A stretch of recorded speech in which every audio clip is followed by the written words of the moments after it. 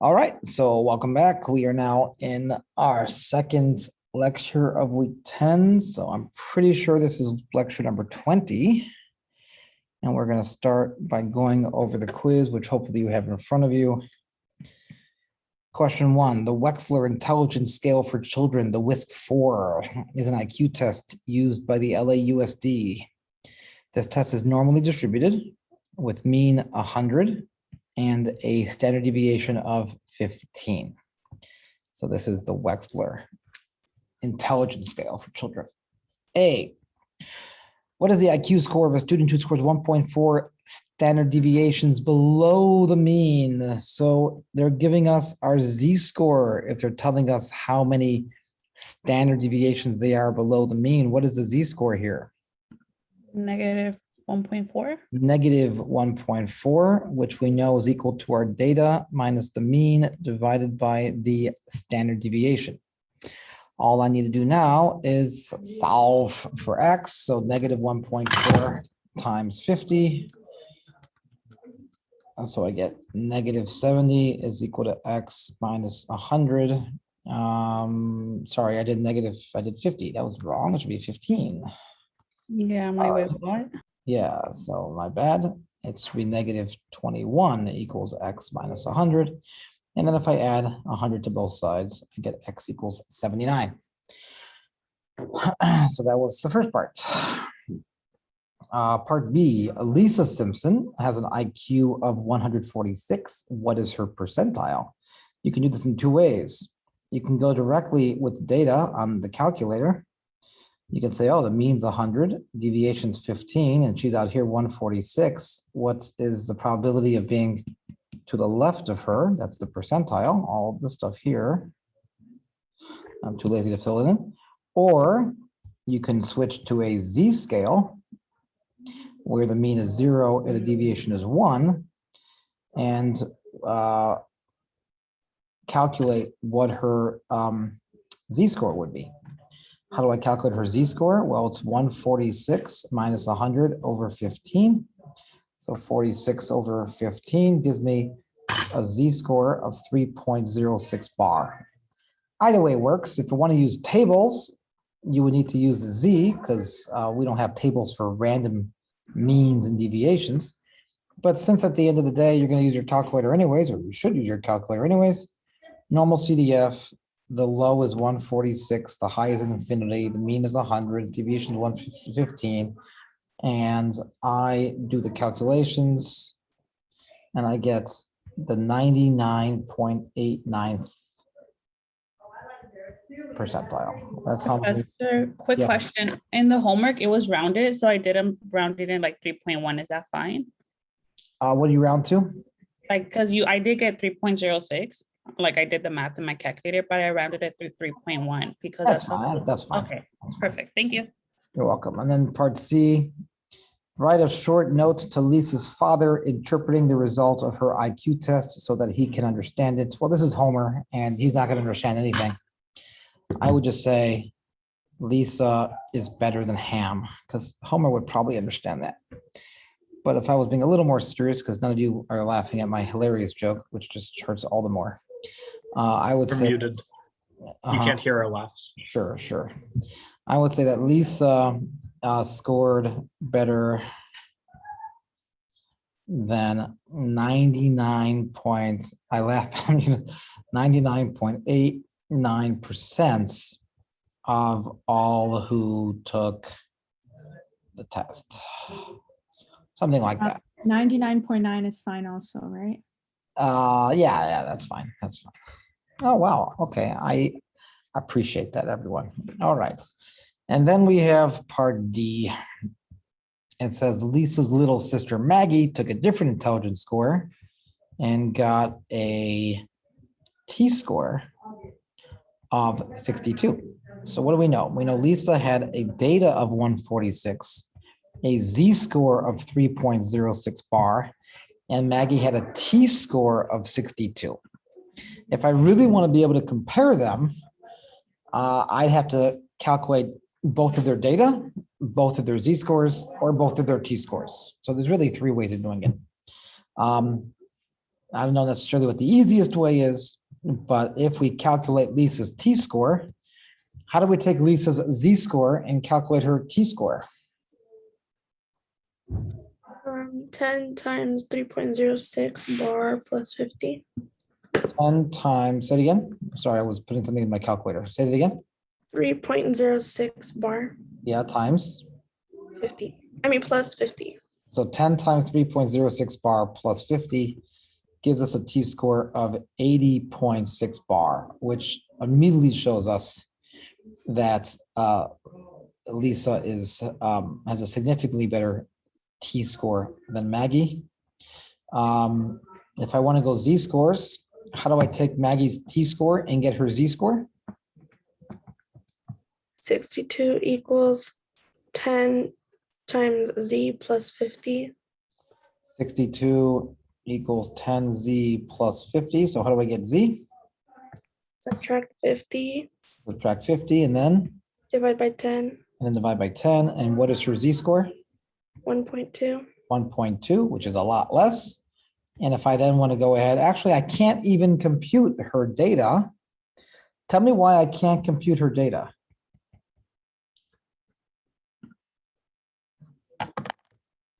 There is no mean or standard deviation. Yeah, from- exactly, beautiful. She took a different test. So we don't know the mean and deviation for that test. So there's no way of computing what her actual data is. So I can't compare their data, but I can compare either their t-scores or their z-scores. I think the z-scores are better because we can get their percentiles a lot better that way. In fact, we know that Lisa is in the 99.89th percentile. So let's just calculate what Maggie's percentile is by going from negative 99999 up until 1.2 when it's 0 and 1, and we get that Maggie is in the 88.49th percentile, which doesn't sound too bad, but it's a whole 10% less. But would you still be able to do that since her mean and standard deviation aren't the same? Yes, because when you're doing Z's, we always have 0 and 1. Oh, okay. So I don't need to know her mean and I don't need to know her, which one is this, November 4th? I don't need to know her actual mean and deviation because with the Z-scores, I can go directly to my calculator. Okay, I see. Okay, so Lisa is smarter than Maggie. All Maggie does is like suck on her pacifier all the time. Okay, so that's the quiz. Any questions on it? Make sense? Yeah, you were right. We just overthink it. Quite often. There's no questions that I plan on asking, or to be honest, do I really feel that I have asked that requires a significant amount of analysis. The questions are designed to be fairly straightforward. I mean, what's straightforward to one is not always straightforward to someone else, but I think an impartial observer would realize or think that the questions for the most part are fairly minimal in how much work is entailed to solve them. Anyways, so last time we were working on chapter 16, right? 16, yeah, regression. Yeah. Share my screen here. Okay, so here's 16. I know we did the handstand example. We did some summary. Oh yes, I remember we did this and we did this and we got to here. Okay. So we were working last time and we had different ideas for what makes the best fit line. One said, no, it should go to the most points. And we saw that going to the most points isn't necessarily going to be the best. And then, okay, half on one side, half on the other. And that also is not going to be necessarily the best. And then someone had a really great idea and said, why don't we sum up the absolute values of all the residuals? And that seemed on the surface to be a wonderful idea. But then we saw for two different lines that are very different, we actually get the same result. And we realized that that can't be it. So another possibility, this is what we're up to right now, is to kind of, in theory, do the similar thing to the mean absolute deviation, But rather than adding the absolute values of the residuals, we're going to add the squares of the residuals. So let's see what we have. Let's remind ourselves. Oh, so each of the lines in part D. So here's here's part D. Let's draw these lines again, and hopefully you had them drawn already. This is 3, this is 7. So 5 would be halfway in between. And this is 5 and 13. So 9 should be halfway in between. So that's one potential best fit line. And the other one that we looked at was this line right there, which is another potential best fit line. Let's do that one in a different color. Let's do it in, what's a good color to do? How about green?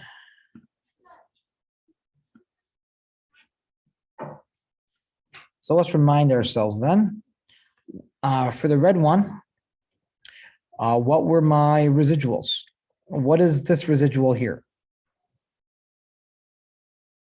How far off is the red line from the dot that's above and beneath it? Or how far off is a dot from the red line? Let's go back to red. Maybe 3. So this is 5, this is 7, so it should be 2, no? Oh, you're right. You're right. Okay, so we have a residual of 2 for the first one. And what's this residual here?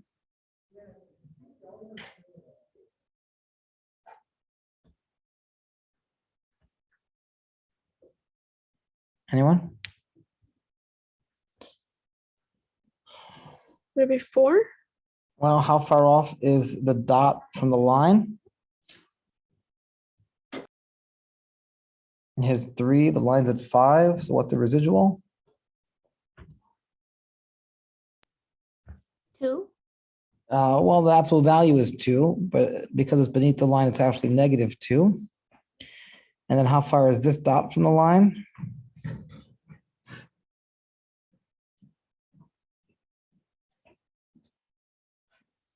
Four. 4. And how far is this dot from the line? -4. -4. So those are the 4 residuals that we had last time. And if you recall, when we added up their absolute values, we got 10. And now if I go to the green one, what is this dot's residual? How far is this dot from the line that's beneath or above it, the green line?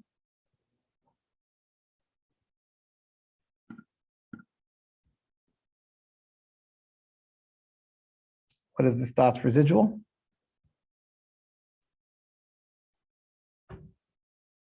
0.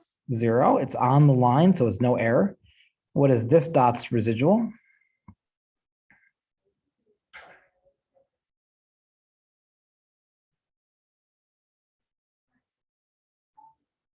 -4. -4. Excellent. What is this dot's residual?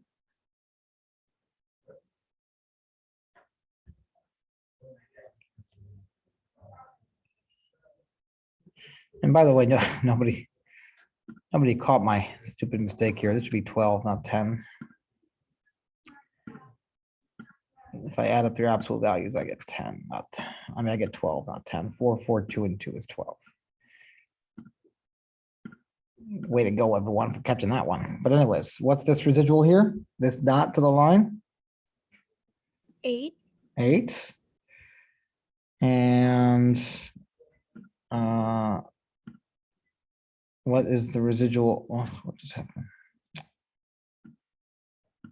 Would that one be 8 or -8? No, it's above the line, so it's +8. That's Oh, above the line. And what's this one here? 0. 0. And if I take the absolute values of those, what do I get? And I sum them up, what do I get? Oh, 12. I get 12. So they have the same value. But now we're going to use the same numbers, but this time we're not going to just add up their absolute values, but rather we are going to square them. So the first line, I get a predicted was 5, I believe it was 5 and 5. So I got -2 and 2.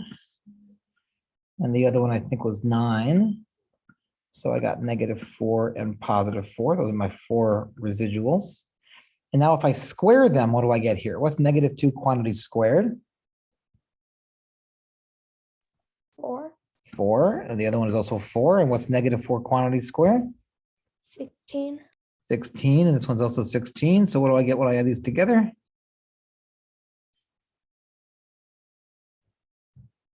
40, 40.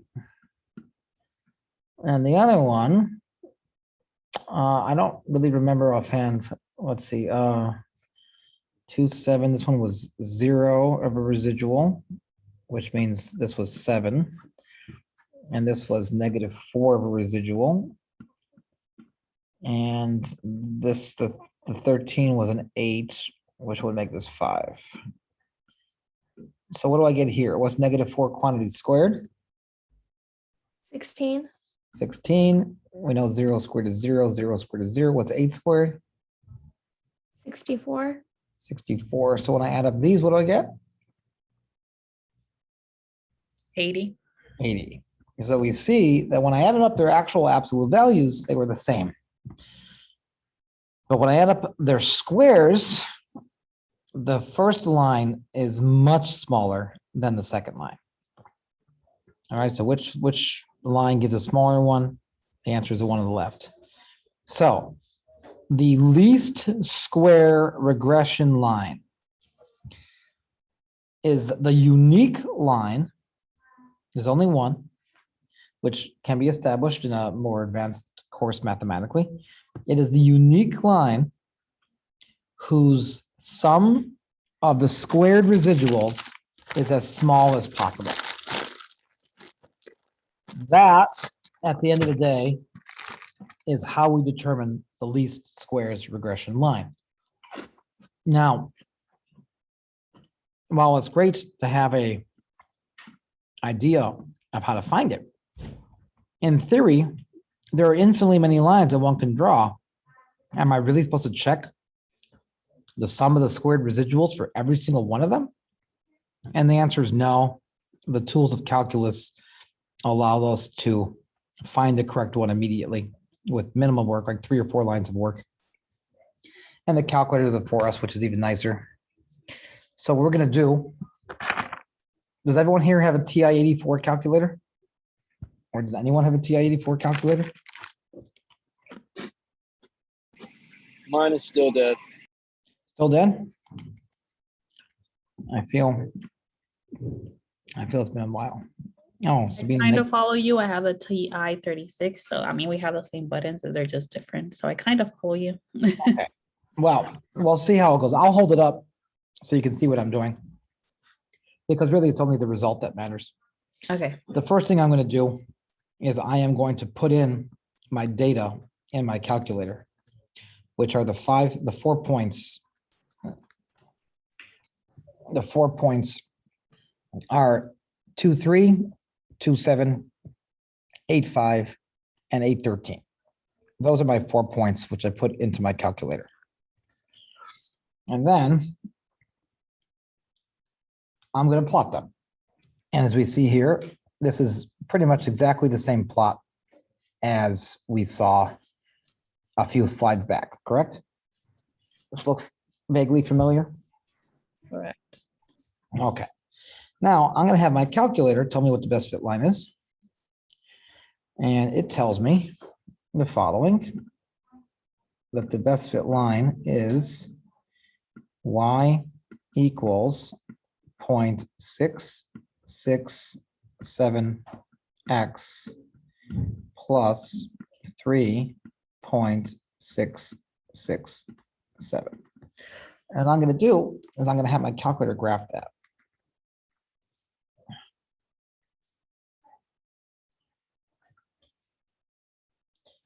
And that's the line that the calculator drew, which again seems very reasonable, correct?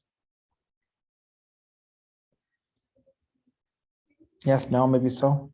yes, So what is X bar and what is Y bar for this data? What is the average of those X values? What is the average of those Y values?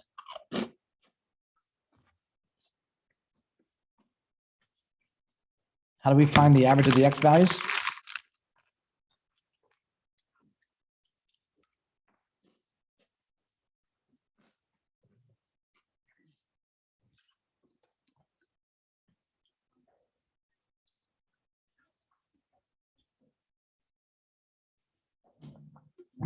Yes, anyone? If I give you 4 X values, how do you find their average?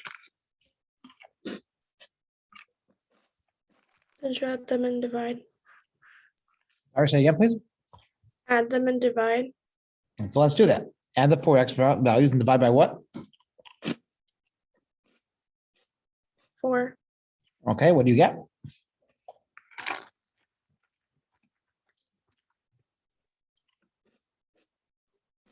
5. 5 for X. Okay, how about for Y?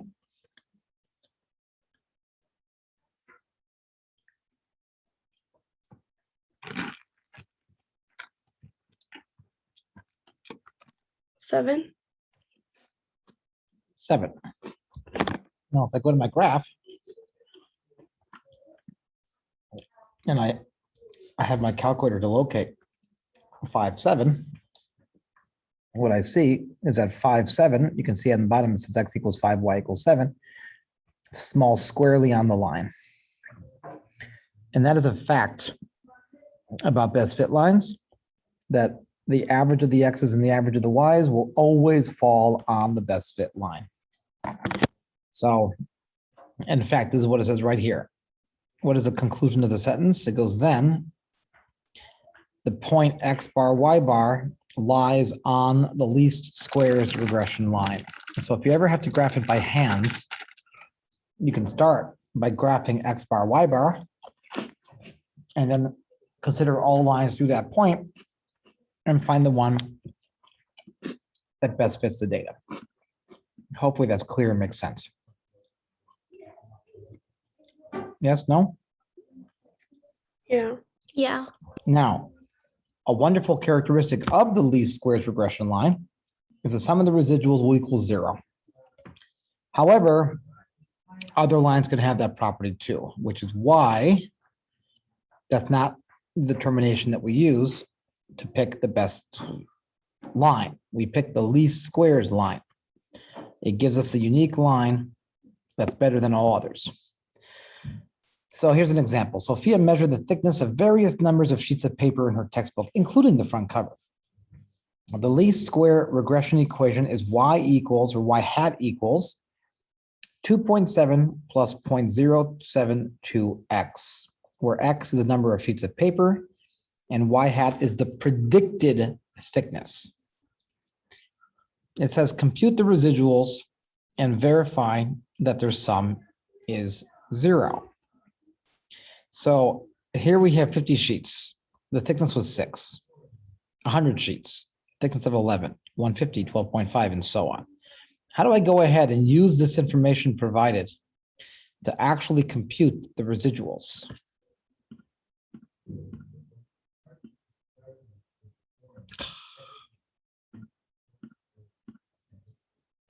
How do I use the information provided to compute the residuals?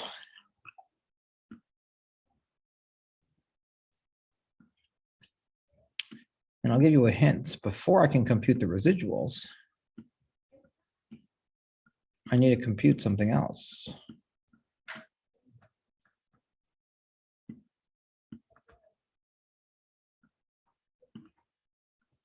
What must I find before I can compute the residuals?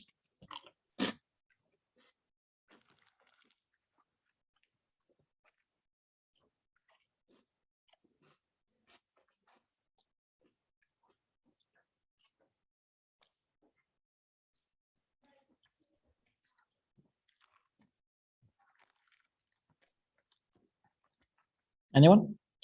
What's the formula for residuals?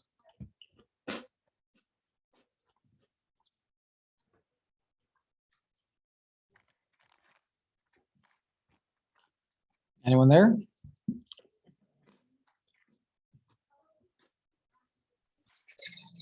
Yeah, I'm a little lost. Which part?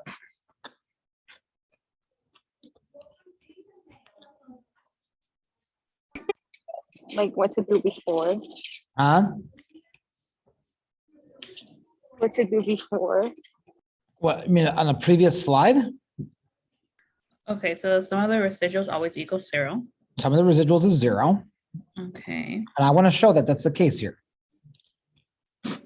And the question is, how do I do that? Well, if I want to add up the residuals, I got to find the residuals so that I can add them and see what their sum is equal to. Well, I can't add the residuals till I find the residuals. And so my question is, how do I find the residuals? What's the formula for residuals?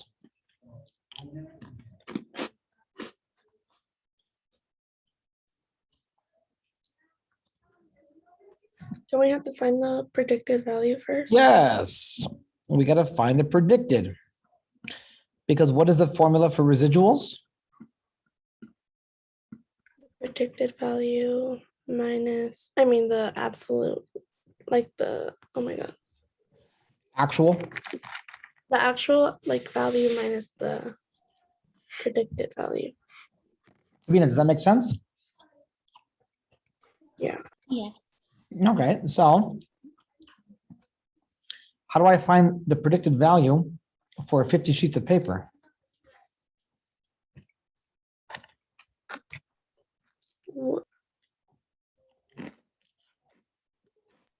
Wouldn't you plug it into the equation?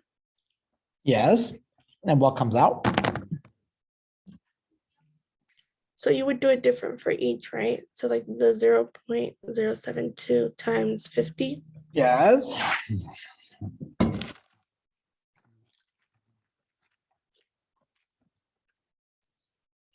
The first one is 3.6. Try again.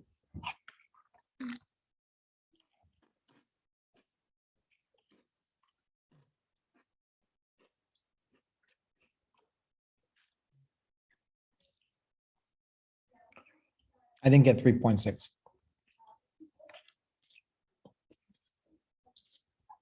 Would it be 6.3? 6.3.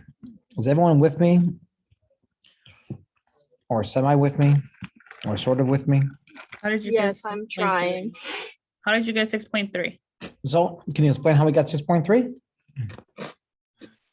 So I did 0.072 times 50, and then I added the 2.7. We're plugging in the X value in for X to get the predicted value. So when I do 2.7 plus 0.072 times 50, I get 63.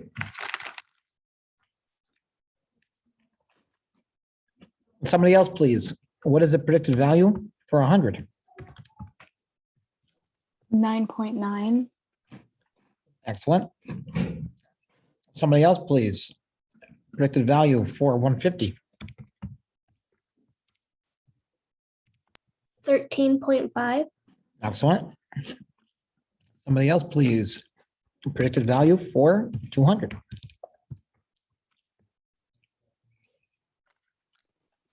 17.1. Great.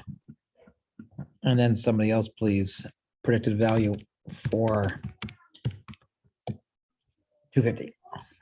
20.7. 20.7. So now we have the predicted values.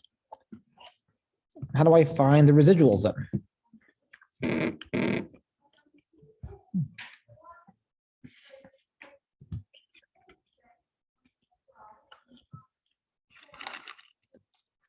Now you do the y minus y hat.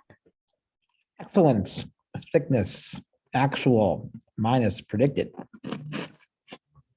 What do I get for the first one?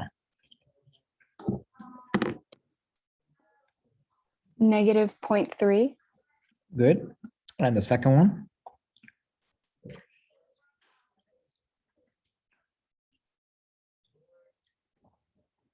1.1. Great. And the third one?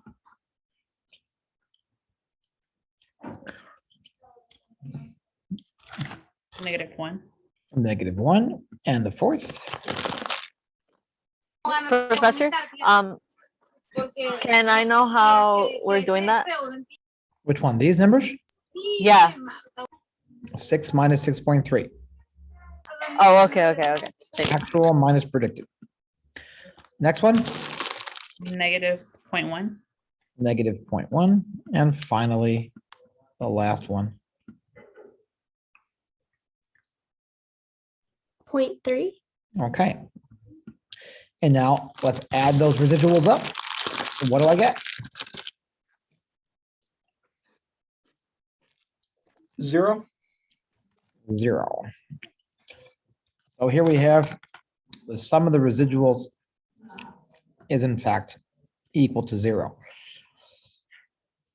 We just So again- always have to prove how it's equal to 0. That's what you mean. Well, you don't have to prove it. If you have the least squares regression line and you know that you have the right least squares regression line, the sum of the Okay, residuals will always be 0. got it. But be forewarned, just because the sum of the residuals is 0 does not mean you have the least squares regression line. You might have a different one. Professor, Yes. is that equation the equation for the squares regression? You mean this one here? Yeah, or is that just Oh. for that? This is for this example. Oh, Every example is going to have a different line. okay. Okay, all right. So let's remind ourselves about slope.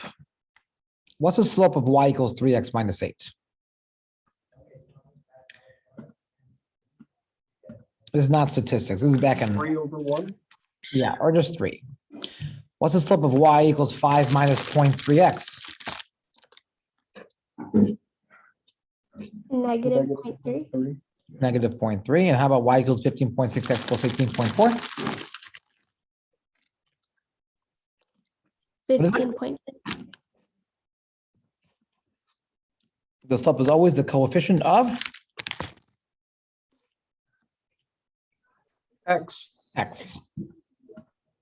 Now, here are some more examples of lines.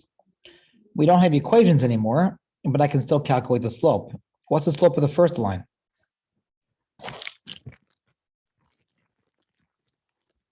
Two over 1. Excellent, or just 2. Second one,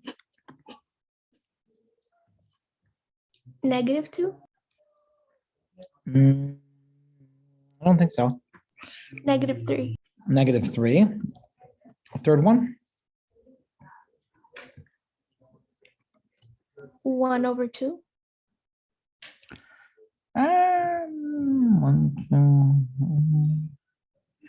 I don't think so. 3/5. 3/5. See, the trick is for all of them, you got to find corners. You got to make sure you're looking at corners. So this one, it's up 2/1. 2/1. Here we have a corner here. And the next corner is this one down here. That's down 6/2. Negative 6/2, negative 3. Here we have a corner. The next corner is this one here, which is up 3/5. 3/5. Agreed? Does that make sense? Yeah. Okay, so when you have a best fit line, it's usually going to have a slope. That's the thing about lines. For example, if we go back to the thing that we did last time, which was the handspan versus height situation, we have that the handspan, our y value, is negative 5.6 plus 0.4 times height, which is our x value. So in this case, what is our slope?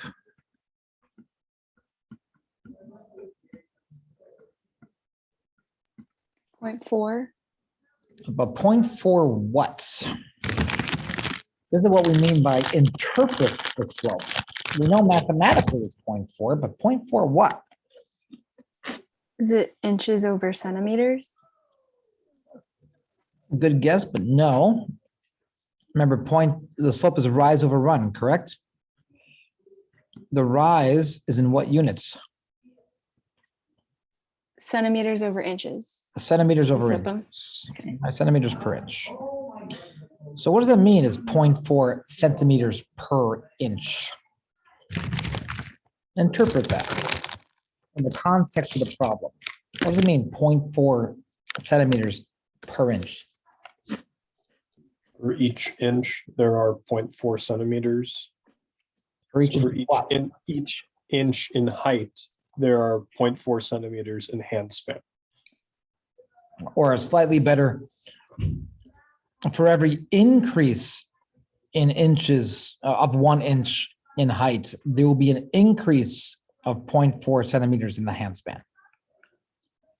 So on average, if the height increases by 1 inch, if one person is 1 inch taller than another, the expectation is that their hand span will be 0.4 centimeters longer, because for every inch of increase, the hand span goes up by 0.4 centimeters. Does that make sense? Yeah. Okay. Yep. So, example, research consistently has found a negative correlation between math achievement and math anxiety, even among young children. This scatter plot shows results from a study of second and third graders in the San Francisco area. Higher scores on the WIAT-2 indicate higher math achievement. Higher SEMA scores indicate more math anxiety. The regression equation is y hat equals negative 0.56 plus 130 with an R coefficient of negative 0.66. Each point on the scatter plot represents one what? What does each point represent?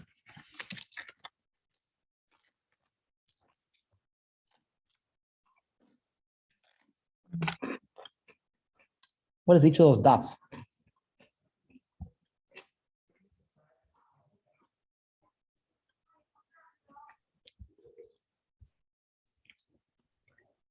Is it one second or third grader? Yes, right? Each dot is a child, one of the second and third graders of the study, not just a child in general, but specifically of the study. So there seems to be like 100 something dots, probably more. So interpret the slope of the line negative 0.5. For every 1 point increase in math anxiety score, the predicted math achievement score blank by blank. For every 1 point increase in math anxiety, math achievement predicted does what?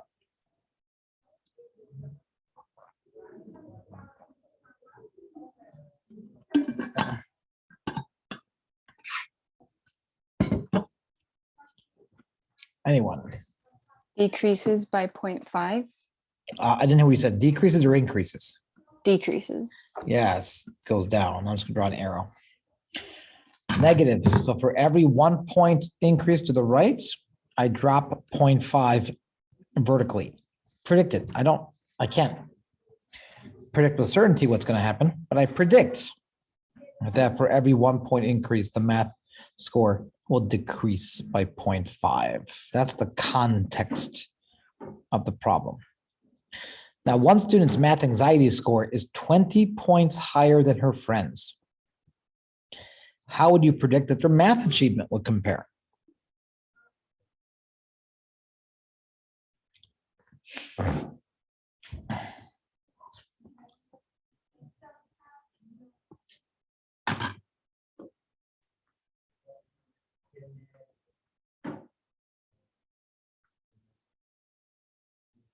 So the student with the 20 points higher would have a lower math achievement? By how much though? 0.5. Nope.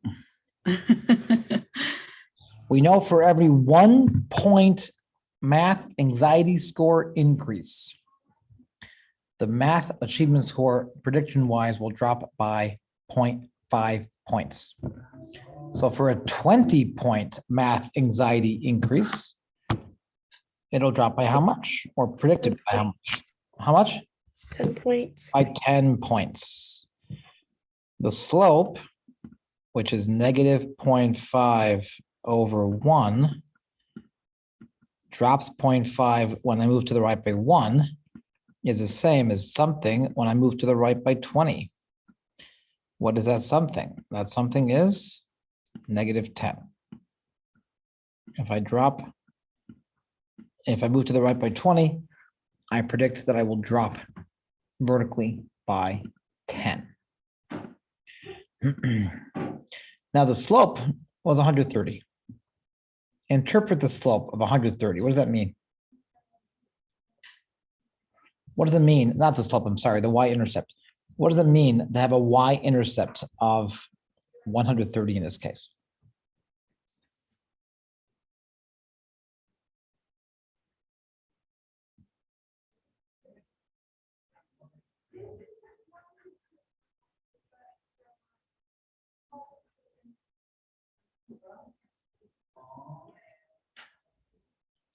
Who wants to take a gander? Which is a fancy word for attempt. Gander. Gander? That's a word, right? Gander? You hear it said gander. It's like, that's not a word, but I'm pretty sure it's a word. Gander. Come on, English people, it's a word, right? Gander? I'm pretty sure it is. Right. I'm gonna take a gander. Gander. I've heard this before. Gander. To look at something though. Huh? Gander like means to look at it, like take a gander. So Yeah, take that's the thing. Take a gander, right? That's take a guess, right? No, that'd be like look at it. Oh, well, I don't want to look at it. So forget it. Don't take a gander. I take it back. No ganders. Okay. So what's the y-intercept of 130? Sorry, I'm taking a gander. No, I said no ganders. No ganders. So a student whose math anxiety score was blank is predicted to have a math achievement score of blank.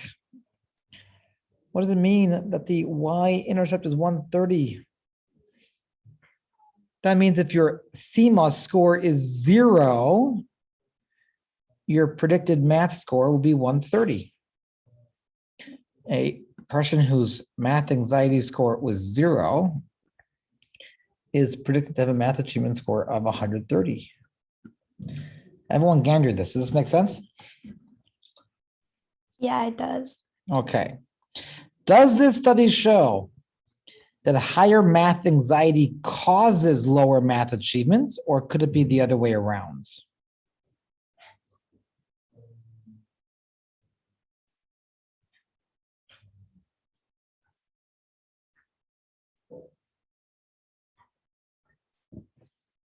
Does the study show that higher math anxiety causes lower math achievement, or could it be the other way around?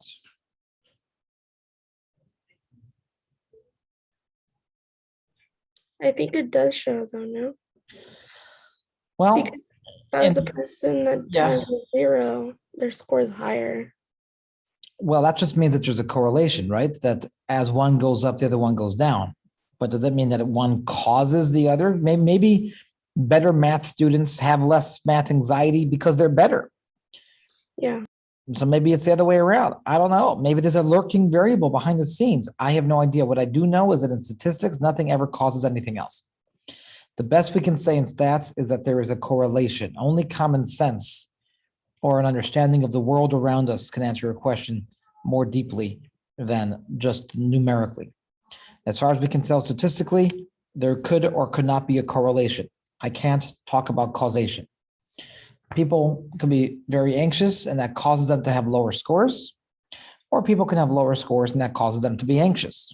It could be a, what's it called, like a self-fulfilling prophecy. That one causes the next, which helps cause the next, which, that keeps bouncing back and forth and they keep getting worse and worse and worse. Something like that. I don't know. I'm making things up now. Okay, let's move on.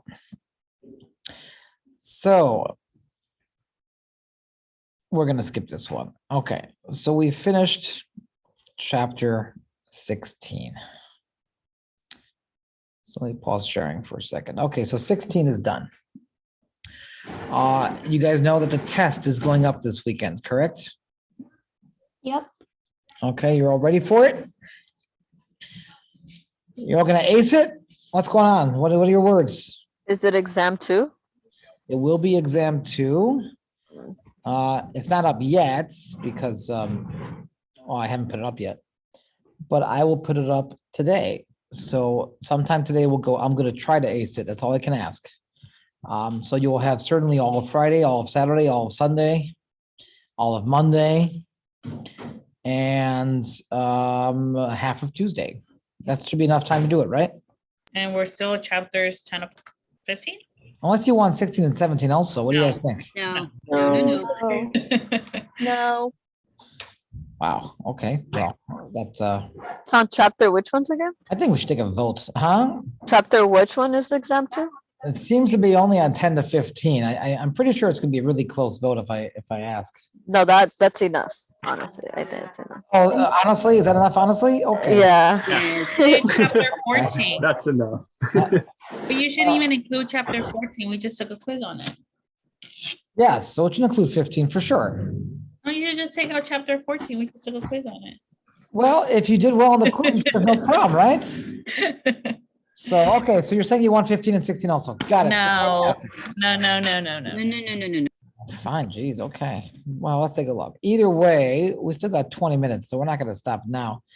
Wait, Uh, Professor. What? Can What we are you doing? What happened? What? Hold on. okay. Can we go can we do more practice on chapter 16? Can we do like a homework problem? Sure, what home problem do you want to do? Honestly, whichever. Is the next exam after exam 2 the final? That's a great question. What does the syllabus say? I think I remember what I wrote, so let's take a look at the syllabus. The syllabus says that there's gonna, where the hell's the syllabus? Here we go. Where's grading on the syllabus? There'll be 8 20 to 30 minute quizzes, whatever. Your lowest 2 quizzes will be graded, and they'll be okay. Well, is there nothing about tests? It only talks about the final exam. The cumulative final will be given on December 16th, 3 to 5 p.m. Yeah, so there's no other exams. That's it. Oh, wow. So we took 6 quizzes, including the one we just did, and then we just have 2 more. Well, I think what I'm gonna do, have we taken 6 quizzes yet? Yeah, we just Yeah, the we one that we just did was the 6th one. Wow, that's crazy. So we just have 2 more. Just And then you said 3 of our lowest grades get dropped. it says best 6 of 8. Yeah. Best 6 of 8. Okay. If you miss a quiz, that's the quiz that'll be dropped. Okay. No makeup quizzes. So we've had 6 so far, right? Yep. So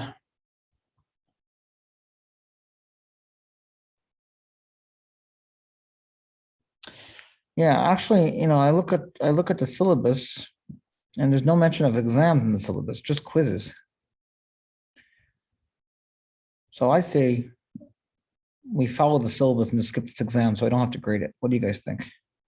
I agree. Amazing. Yes. Okay. No exam then. I kind of wanted to take a test. You No, want- no. Put it to a vote.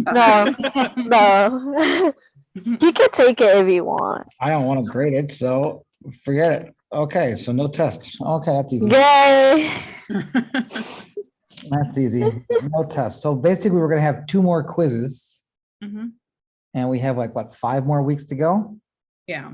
Okay, so like in a couple weeks we'll have a quiz, and then Okay, we'll have another sounds quiz after that. Okay, so yeah, so no Will the exams final exams exam- canceled. Huh? Will the final exam be like the quiz is just obviously like way longer? Basically, the final exam will be kind of like the exams that I gave you last time. Okay. Oh, okay. Sounds Yeah. So and we're actually on a pretty good pace to finish the whole thing, anyways.